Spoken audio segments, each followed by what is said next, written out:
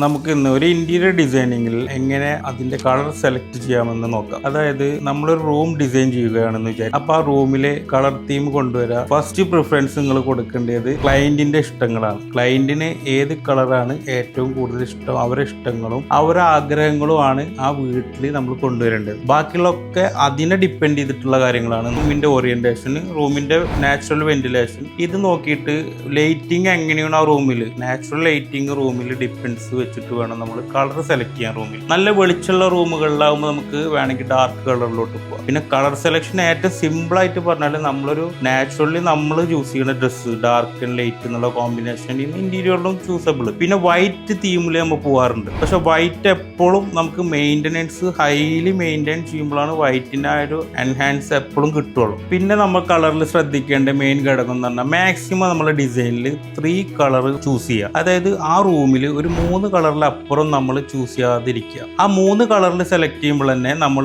3 in 1 പോലെ ഒറ്റ colour dark ബാക്കി 2 ലൈറ്റിലോട്ട് കൊടുക്കുകയാണെങ്കിൽ കുറച്ചും കൂടി എൻഹാൻസ് ആവും. പിന്നെ ബാക്കിയുള്ളത് ഫർണിച്ചർ ലുക്കാണ്. ഇതാണ് നമ്മളൊരു കളർ തീമിൽ ശ്രദ്ധിക്കേണ്ടതുള്ളൂ.